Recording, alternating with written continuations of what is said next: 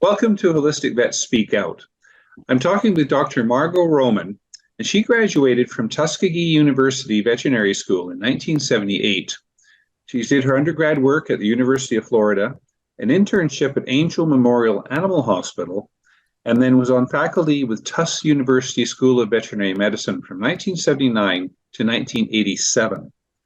She's an owner of an integrative veterinary practice called MASH, Main Street Animal Services of Hopkinton in Massachusetts. And it's a cutting-edge center since 1983. It's been there for quite a while.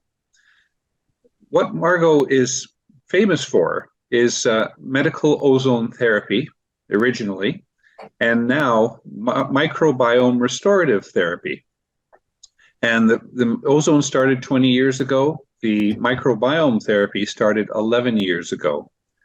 And so that has enhanced her integrative practice.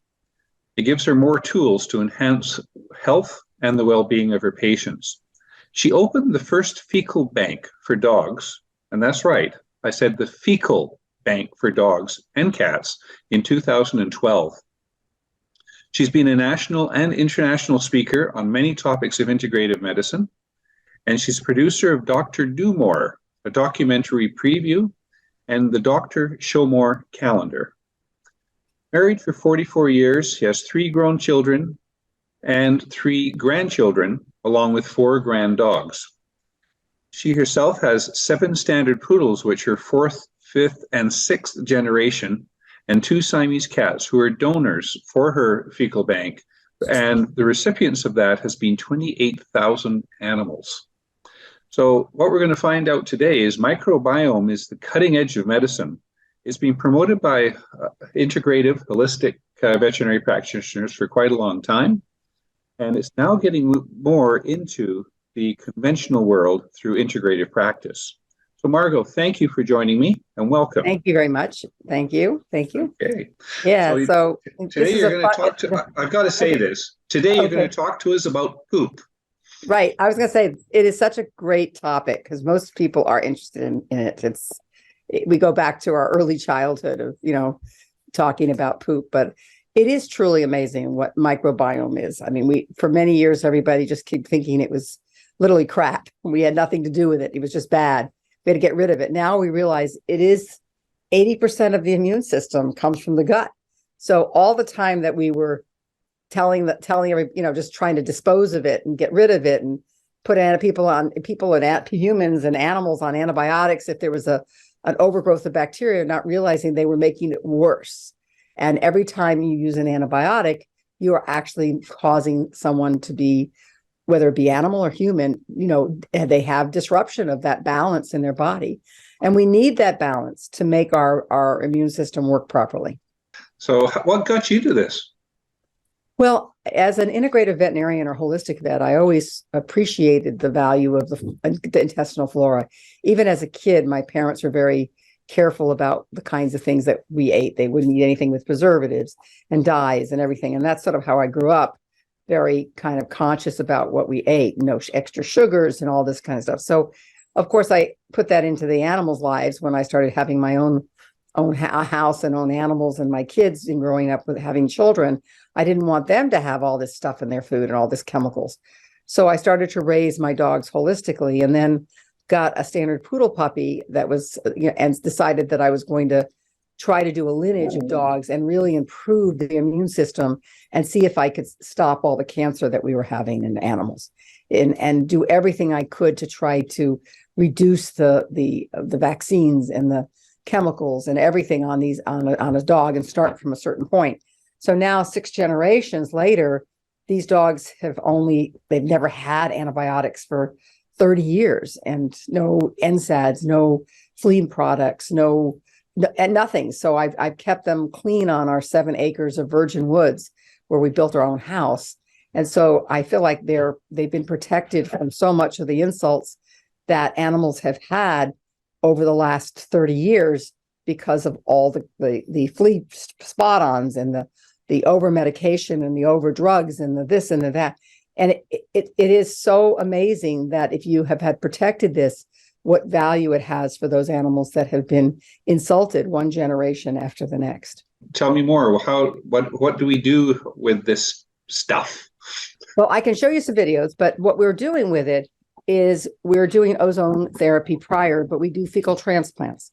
So we do both oral fecal transplants with giving them oral capsules, or we do a rectal fecal slurries to start up the last part of the colon, try to put it into the transverse colon.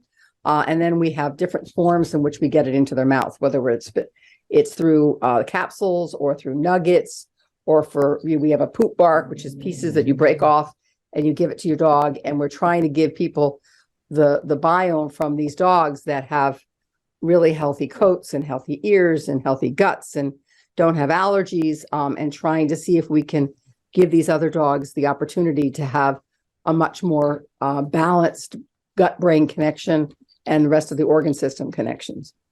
You told me that you're going to use a slideshow to give us some ideas on the applications of microbiome restorative therapy. You want to go ahead with that? Sure. I'll show you some slides. Some of it is a little bit about where my clinic is, and we've already mentioned, but I'll mention it again. And then some of it is some cases that are really interesting cases that might, tweak somebody and say, oh yeah, my dog has the same problem, Perfect. Okay. and so it might be something that might help them. Okay. So, the idea is that microbiome is the ancient nurturing, it's part of the garden of our health, and why we need microbiome restorative therapy, or MBRT, in the wellness of our animals, and why medical ozone is key to its success. So these are just a little background of my resume, and we've mentioned several of them here. I did win the 2021 Holistic Vet of the Year through the AHVMA, so I'm very proud of the AHVMA because they are the umbrella for all of the holistic groups in the United States and around the world, sometimes even, This is my clinic in Hopkinton, Massachusetts. This is the center, the microbiome center that we have in the lower level of our clinic, where we do all the processing of the microbiome, freezing it. In the center picture here is the ozone generator and some of the ultraviolet blood therapies that we do as well. This is just our waiting area. Our building is green and sustainable and feng shuied for balance. And, if in 45 years of practice, I've done all these alternative modalities, and I think they're wonderful. They're absolutely wonderful. But I think they work so much better when the gut is balanced, because the gut is 80% of the immune system. And if you can use oxygen to bring down inflammation and get rid of biofilm and overgrowth, that's the most beautiful way, because you're just using high levels of oxygen to get rid of inflammation. So if we look at this chart, which is the correlated history of the Earth for 43,000 million years ago, or 4 billion years ago, and it's a chart that's amazing. If you can look online and really see this correlated history, but it from the bottom of the corner here is the Earth 4,000 million years, where there was barely anything but water, and then up here is the map of the world, and each of these stages, and Jurassic and Triassic, and these all circles are all the craters and it's just an amazing chart. And on this side, there's the plants and the animals and the invertebrates and all the different types of species that move together. But at the base of this is the microbiome. So it runs all of us. And we have been trying to kill it for years and years and years with drugs and antibiotics and trying to get rid of it. And it is key to the whole balance of everything. So these are some of the things that the MBRT can use. And I want to use the word microbiome restorative therapy, not just FMT, which is fecal microbiota transplantation, because it's a restorative thing. It's just not giving poop. It's a restorative. And we've used it for gastrointestinal issues, including irritable bowel, small and large intestine dysbiosis, small intestine SIBO, pancreatitis, nausea, hemorrhagic gastroenteritis, chronic giardia, parvovirus. In dogs also, and cats, allergies, both skin and gut, mouth flora restoration and the prevention and removal of tartar, and also for gum health, skin and ear surface biofilm restoration, liver and kidney issues, both acute and chronic, behavioral issues, including aggression, fear, and anxiety. We have animals that have been vicious and anxious, and they become nice after a fecal transplant. That blows me away. Blows me away. Cancer and autoimmune disease, treating infections resistant to antibiotics. So if I have a case of MRSA, I don't use antibiotics. I use ozone and poop, and it goes away. And you don't have to be trying to figure out what antibiotic to use. You don't even use antibiotics. You use because they're resistant. So why don't use antibiotics, right? Increasing neuroactivity, both skeletal, musculoskeletal, as well as sympathetic and parasympathetic nervous system. And I'm going to present a case where the dog had no use of its anus. I mean, it had no anal tone, no bladder tone, and was unable to use one of its legs. And through ozone and fecal transplant, in 6 days, was walking 2 miles and had bladder and urinary tone. Our restoration of normal urine microbiome, we did the first urine biome transplant ever, and restored this dog's bladder flora, which is there. We have bacteria in our bladder, and so you want to replace it with healthy urine. So we know that the microbiome runs everything. It runs our heart. It has all the neuroendocrine, all the balance of the body. And this is where we want to honor that gut and cherish it and take care of it, not keep trying to kill it. So, what does it mean to poop? And dogs have been eating poop forever, right? So here's a picture of, my puppies, and the dog is defecating. The mother is going to consume it, and that helps her bring in more milk for her babies. And so as the puppies are doing that, she's going to go ahead and Anna's like watching it. She's like, who is that? That's you. So anyway, let me go get back in here. The next one. So there are several companies that are already using our microbiome. There's Animal Biome you have to request ours specifically. Doggy Biome is using ours as their raw fed dogs. And so it's really, and then also a new company called Legacy Biome, and they are based out of Canada, out of Vancouver.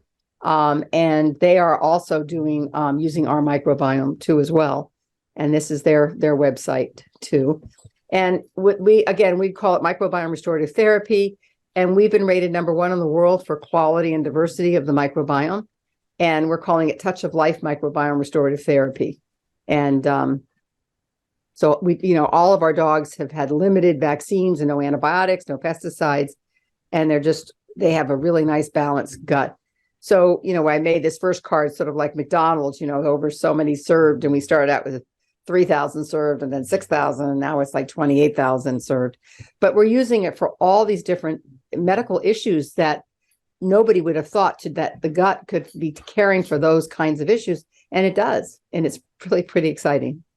So these are my dogs. And the left side is the second, third, fourth generation. And then the fifth and the sixth, the fourth, fifth, and sixth on the other side.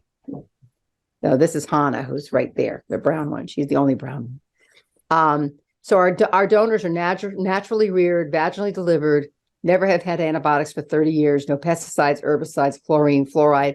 They eat organic, non-GMO food, free of glyphosate, no chemical, tick, or flea products, natural herbal stuff, amber collars, flea-free bug zone, and minimal vaccinations with titers. I make their food, and this is some of the food that I make. I make it every 2 weeks with fresh food. So they're getting a diverse amount of fiber, a diverse amount of pre and prebiotics and postbiotics as well. And these are just some slides on the damaging effect of antibiotics. One course of clindamycin can knock your microbiome out for an entire year, and you may never get it back. Okay. And that's scary. And metronidazole damages the microbiome. And what's the first choice of a veterinarian is metronidazole. It's like, no, you don't want to damage the gut. You want to nurture the gut. And the first thing they do is they got diarrhea, put on metronidazole. So there's so many different pieces about why we shouldn't use antibiotics. And now that we've overused antibiotics, they don't work anymore. So biofilm is what's invading and preventing ourselves from being balanced. And this is just some pictures of biofilm, and that could be a whole entire lecture. I'm not going to get into that. But in the crypts of the colon are stem cells. And on that slide at the bottom, you can see there's little green cells. Those are all stem cells. So when we give ozone prior to doing the fecal transplant, we're not only getting rid of the biofilm, we're already stimulating new cells on the colon to start producing better, healthier cells. So it's a dual thing that the ozone does. And that's why I think ozone is critical for the success of the fecal transplant. And nobody who does fecal transplants in conventional medicine gets the successes that we get. And I think it's a combination of using the ozone to help us disinfect the gut from the bads, from everything, and putting new stuff in. Ozone will kill good stuff too, but it's not staying there like a long-term antibiotic would and just keep killing things and killing things. So you're going to use the fecal to replace what you have removed and allow it to start to grow. So here's a picture of the ozone and the ozone generator, making ozonated saline, using ozonated saline first. That in itself could be a 4-hour lecture on how to use ozone. And it's just wonderful. And there's videos now on there. You can go to different websites and looking at ozone, and we have links on our website too as well. So when we use medical ozone to reduce the biofilm, we use a syringe and put a catheter in and sort of put the gas where you see that going to the transverse colon, and we hold the tail down so they don't fart it out and gas it out. And then we let them go outside and defecate. And then we make a slurry, and we put a slurry of the fresh fecal or the frozen slurry we sell. And we put that in there and try to put it into the same area that we put the gas in. So we're disrupting that biofilm that's preventing new bacteria from being part of the colon, the biology in there. So here's a dog, and again, this is a PowerPoint presentation of itself on this one dog, and I'm just going to be summarizing it. This was Doug, and he was suffering with diarrhea 6 to 8 times during the day and 5 times at night for 9 months. Been to 7 different veterinarians, including specialty hospitals. Could not stop this dog from having diarrhea. The owner spent a fortune, and of course, the referral hospital, she asked for a fecal transplant.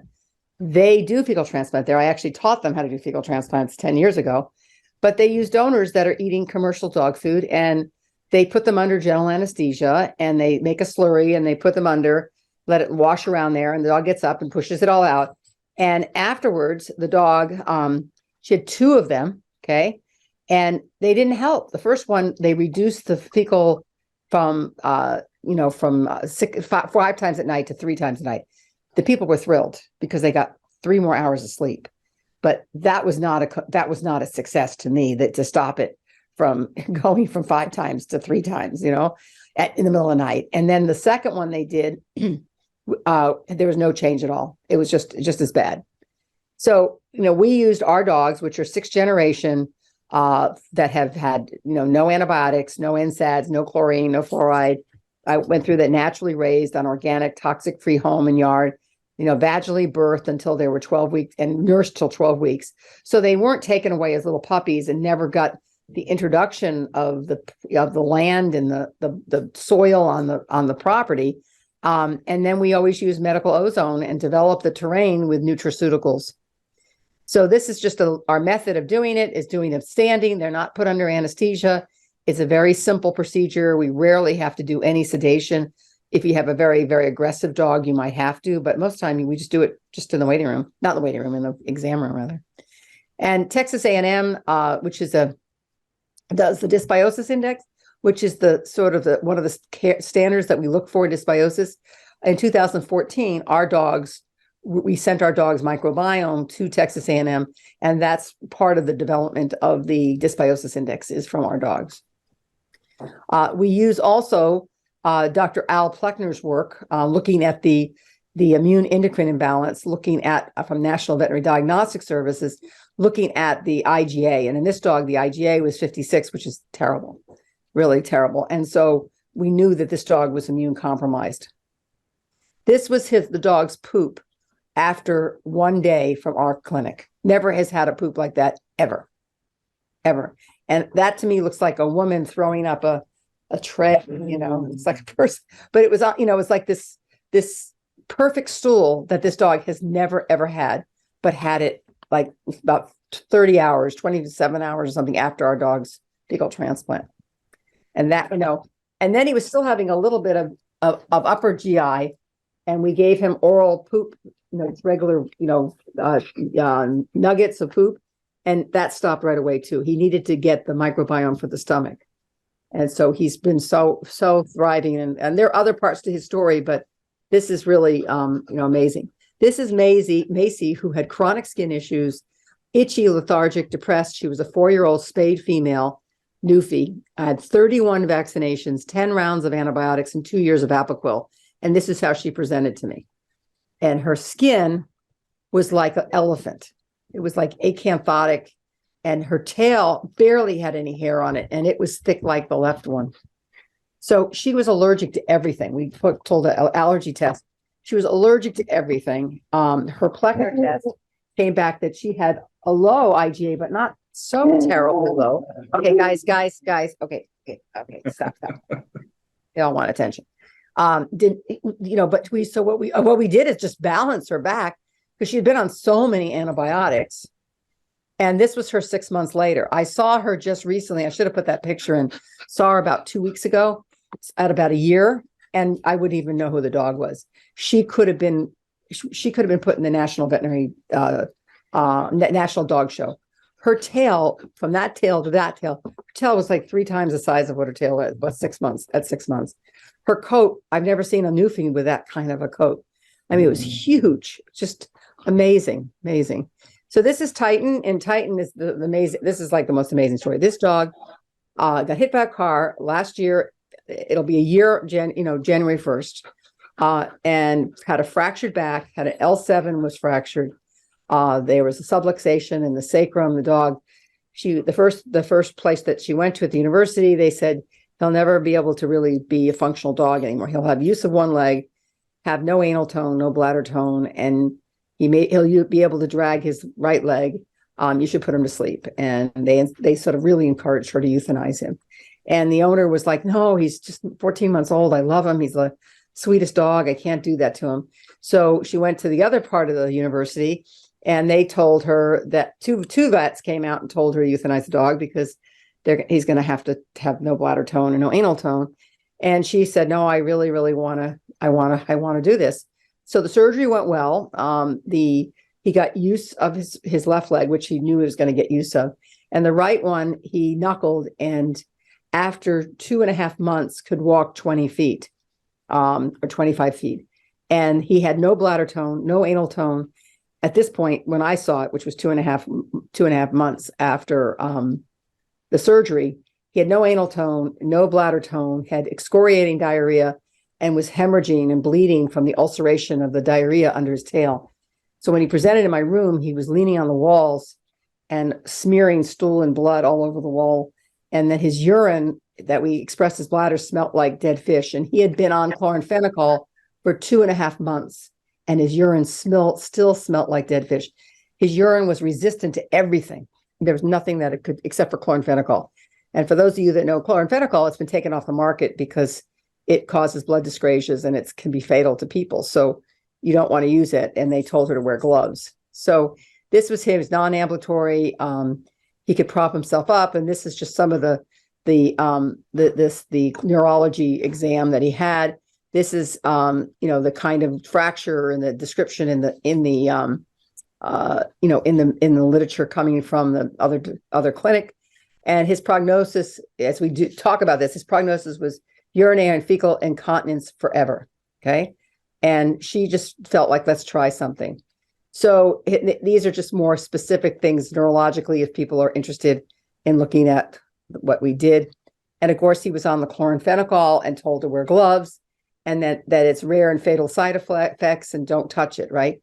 But they never told her about what to do with the urine. And where do you think the chloramphenicol is supposed to be going, right? To the urine.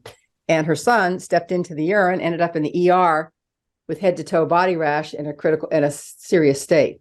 So that's just something for people to be aware, that if your dog is urinating out antibiotic, that child could be allergic to it and step in it. So it's just something else to be zoonotically conscious about. So day one, this is the treatment we did for him. We did a combination of ozone and acupuncture and aquapuncture. And when I flooded his pelvis with the ozone and then put my acupuncture through it, I literally felt like I was screwing through beef jerky. I've never had that happen in my career. So I kept trying, I had to screw it in to get it through there. And And he was insecure. He was this very frightened dog. Didn't, couldn't, he was been so traumatized from everything that had been done to him.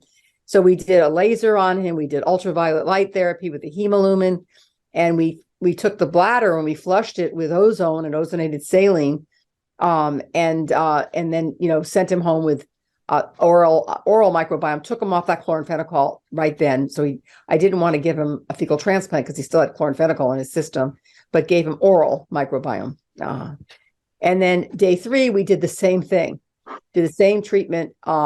At that time, he seemed less fearful of us. He was much more trusting of us. But he still was, very, couldn't stand very well. Day 4, he actually wagged his tail. We treated him day 1 and day 3. Day 4, he wagged his tail. Day 5, we did the same exact treatment that I had done before, but gave him a fecal transplant. Day 6, normal stools, normal urination, fecal control, and he walked 2 miles and urinated on his own. Day 6. Now that to me is either a miracle or it's the microbiome and the ozone, because that definitely wasn't the chloramphenicol and all the pain meds and everything else that they had him on. I took him off everything. And so now, again, how can we strengthen the microbiome? And, we want to use the microbiome for everything now. If we can increase the immune system for our cancer cases, and so many of you out there have animals with cancer, it's become the number 1 killer in animals. It's 54% of dogs are getting cancer, 64% of golden retrievers are getting cancer. And as a veterinarian who's been practicing 45 years, it was never, ever, ever, ever like that. And that's what's so depressing. I agree. We're failing. We're totally failing. And we've been trying to kill this microbiome with all of our heartworm preventatives, which kills the microbiome, all our antibiotics, which kills the microbiome, all these things that we're doing with flea products and glyphosate in the food, and we're just killing it. And the dogs are losing the innate ability to protect their immune system. So we're giving supportive treatments. Just get this. To help the animal with ozone, with herbs, with homeopathy, with nutraceuticals. We do a whole food diet. We try to have people make their own food and go get organic and try to do as much as they can fresh, because that's the best way to do it. And this is how we sell our poop capsules. They're double-walled or triple-walled so that they can get deeper down in the GI tract. Again, this is a picture of our microbiome processing center downstairs. And it's a lot of work. It's a lot of work on my part, caring for these dogs for 30 years and making sure they're eating all the right things, and all the furniture is covered with organic fabrics, and not using any chemicals in my house, so that I continue to protect their microbiome. I don't even want them playing with regular toys. When you think about the toys that dogs chew on, all those dyes and chemicals coming from China that are in those dog toys, and they're chewing on them and licking them and carrying around the house and licking them. And in 30 years, in 6 generations, I have never had one piece of plaque. Well, I'll show you one. Come here. Who wants to come get there? Hannah. Hannah, come here. Hannah, come here. It might be easier with her being brown to see it. But they have never had one piece of tartar, one piece of plaque. Look at the teeth on it. It's just, they have no inflammation in their mouth. And that's rare. It is so rare now. Everyone's mouth, veterinarians are doing dentals and scheduling dentals with all the x-rays and the extractions. And in 30 years, I haven't had one cracked tooth, one piece of gingivitis, one tooth removal, any of that. They just don't get it. And I think a lot of it is just the kind of chemicals that these animals are drinking and eating and putting in their mouth. My dogs put in, venison bones and sticks, and sometimes tissues from my paper towels that are natural paper towels. But that's what they get into it. They're not good. So this is some of the poop stuff that we have, the different ways we store it and have it. And this is, again, our slide here. And then, I want to thank you for all of your time that everybody's taken to learn this stuff. It's really important that what Jeff is putting forward here, that you become conscious of these different modalities so that you can really try to keep your animal as healthy as possible.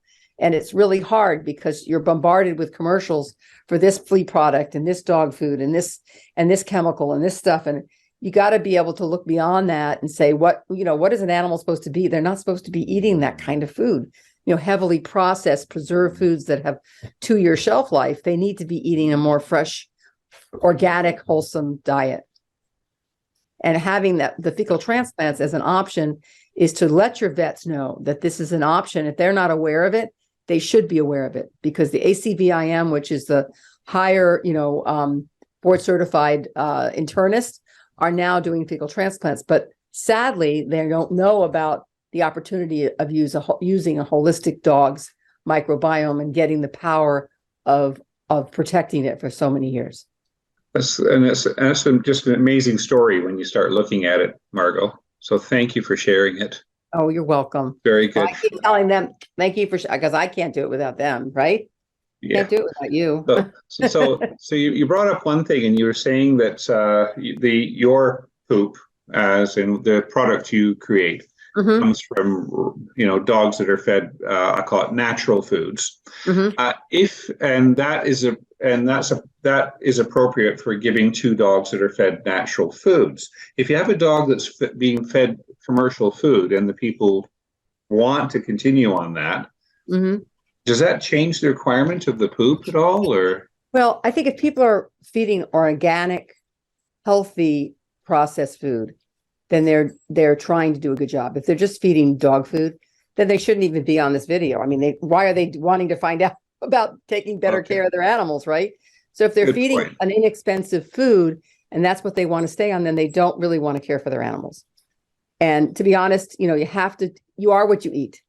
If you eat a food that's, when you think about, and this was something that, a friend of mine, put up, by the time you pay for the bag, the shipping, the store that you got it from, and everybody takes their cut from that bag, and you buy that bag for $30 for a month for your dog for a 40-pound dog, you probably have about $1 worth of nutrition in there. And you can't feed anyone for $1 of nutrition. Not maybe in a poor country that you can do that, but you can't do that here. So if you realize how much the bag costs and how much the shipping costs and how much the stocking costs and how of all that stuff, there's really only probably $1.50 worth of food. Yeah. And that's crazy that people think, oh my God, it's only $30 for this bag of food. If you start cutting all the costs down, you realize you're not feeding anything healthy. And if you want to do a better job taking care of your animals, you can't do that anymore. So you have to make a decision. Can I make some myself? Can I buy some better quality stuff and add stuff from my healthy stuff, for myself? And there's some great books. Richard Pitcairn has a very good book on the, natural health of dogs and cats with recipes that are predominant plant-based that you can make for yourself and make for your dog at the same time. So you can make a crock pot with a food and feed the whole family. So you're not putting anything in there that would be harmful to the dog. Yeah. I do a lot of raw and fresh food, a lot of plant-based. My dogs are predominant plant-based dogs.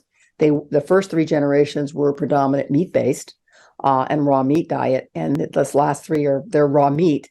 What they eat is raw meat, but it's only 8% is animal protein. The rest is 92% organic plant protein. Plant materials and plant protein. Yeah. I've had a couple of speakers that are offering ways to make food, fresh and raw, and certainly there's alternatives there. The thing that I find in practice is that there's a big sticker shock if you're buying raw food from a pet store. Because it's very expensive, and if you get into freeze-dried raw food, it's even more. It's worse. But the point is really, it is really expensive, and I feel terrible because but there's so many ways that you could make food less expensive if you wanted to put it's the elbow grease, it's the work that you have to put into it to make it yourself, and it takes me 16 hours to make dog food every 2.5 weeks. That's time that I don't have to read or to do stuff, and I have somebody helping me. And we freeze half of it and we use half of it. I would love somebody to start making our food. I think there's nothing that I've seen on the market that I would feed my dogs. And that's because I want everything organic. I don't want to have something that has got glyphosate in it, which is Roundup, which is in all dog foods, guys. Unless you buy an all organic, fresh food, organic food, Glyphosate is Roundup, and all of the genetically modified corn, soy, and wheat that is grown for animal food is full of glyphosate. Glyphosate has a patent as an antibiotic for the intestinal tract. That's right. That is scary that you are eating that or not, and you're eating that too. Everybody's eating it. Yeah. So if you're killing your dog's microbiome off, you're going to end up spending a lot on chemotherapy and radiation and all that, all the other illnesses that would have to go along with that, than trying to nurture what the dog innately has had and hopefully can get back. I hope it was informative for everybody. I know I'm hard on you about the nutrition, but you are what you eat. You are what you don't excrete. So any chemical or anything that you put in your body with different things are going to stay in that animal's body. And the scary thing is there's just too much cancer. There's too much autoimmune disease. And we need to be thinking differently. We can't be putting all these pesticides and all these chemicals on our dogs and knee-jerk reaction, just put them on antibiotics. That's from the 1900s, okay? We have to think a lot more wholesome and a lot more forward thinking to help our planet stay healthier and our animals stay healthier. So if people want to get more information on this, they go to your website, Margot? Yeah, so the clinic website is MASHVET, mashvet.com. We have a lot of videos that our clients must watch before they come in. We share them with other veterinarians so they can watch them too. A lot of them, we have an introduction to your new puppy or kitten to really stress what things we feel are necessary and what things you really need to be an advocate to avoid, which is over vaccination, over pesticides, over, we go through a lot of that stuff. So, have that information. That's what, we share with our clients and we share with other veterinarians. And I think it's great to be the most educated person that you can, so that you can actually save money, by having the strength to know the information, you're able to navigate it much more comfortably. I'll make sure that link is below the webinar, so everyone can just tick on that if they want to. And I was thinking when we first started, you were talking a little bit about people and poop and things like that. Yeah. And my when I was first in practice, I had one vet who was a partner of mine, and she had two little guys, and they were playing in the backyard, and we saw one of them take a trip. And he ended up doing literally a face plant on the ground. Mm-hmm. Well, he did a face plant in a pile of poop from the dog. Huh. And he came in crying, but his whole face was brown. Aw. But the beauty in that, his mother, a veterinarian, says, "Oh, that's just going to increase your immunity. You don't need to worry about it." And then just washed him off, and because he ate some of it for sure. I'm sure, yeah. And, that's what happens with puppies. They follow their mother. They step in a pile of poop. They lick their paw. Yeah. So if she's dragging them around, the woods, and they're, picking up stuff and licking their paws, that's what's supposed to happen. They're supposed to get this inoculation. And what we often do now is do that to all of our new puppies, because so many puppies are left their mother at 6 weeks or 8 weeks, and they got a bunch of dewormings and a bunch of vaccinations, and already they're sabotaged. Already their trajectory of health has just gone like that, but because they have nothing to balance off. So we start them right off on poop and gut restoration as puppies, and they come in and they get that. So we're starting them at this higher level of immunity from the get-go. And just 3 weeks ago, I had two puppies that came in that were about a year old. And I completely forgot, because I didn't remember seeing them a year ago. And they were both from the shelter, and they both were very insecure dogs. When they adopted them, one was a pit bull and one was a shepherd mix. And they said, you're going to have some issues with them because they're very insecure. We did the fecal transplant. And when those puppies came into my clinic 3 weeks ago, I looked at them and they looked straight in my eyes, and they looked at me like, I know you and I know you. They were so happy. Their tails were wagging. They were so happy. And I said, this one looks just like Apple, who's sleeping over here. Looks just like Apple. Acts just like Apple. And this one acts just like. And so I went to look up, and they both had fecal transplants from my dogs. And so what was that about? She said, no, they're not. They're they're happy. You don't always see dogs like that are just that especially that came from sort of an abuse situation, that it was wonderful. It was really very satisfying. I'm sure this has got people thinking a new way. Yeah, they should all be thinking, and they should be thinking about their own gut and their family's gut, and how many people are depressed, and how many people have serious, health, gut, mental gut issues. And there's a wonderful website that is for humans called thepowerofpoop.com. And, it is, just start to really just Google gut brain connection. And it is crucial. And I think this is what, if we could start talking about this, it will stop so much depression and so much anxiety. And so many people are on antidepressants. And why can't we get their gut to turn around and be in balance? And it's so important. Yeah, I totally agree. And the first rule is you are what you eat. Right. Right. And you are what you don't excrete. So if you eat a lot of chemicals, what's in there is not really helping. I had somebody here who was cleaning out the septic tank at our house. Mm. And I know him well. I've known him for 20 years, but he introduces himself. He says, "I'm in the food industry." But the difference is I see the food after you've eaten it. Yeah, that's very cute. It's a great way to look at it. Yeah. So anyway, thank you for coming, Margot. It's been wonderful. You're welcome. And I'm sure everyone will start looking. And make sure you go to Margot's website, check out mashvet.com, and you'll be able to learn all about poop and the applications for it and what it can do for dogs. And if you want to pursue it more, that's when you have to ask your veterinarian. That says, "Hey, I want to find out about this, how to get into this, how to use it." And it's probably more of a holistic veterinarian than conventional, but it's a way to find out what to do with it. Yeah. So we'll see you in the next webinar. Okay. Take care.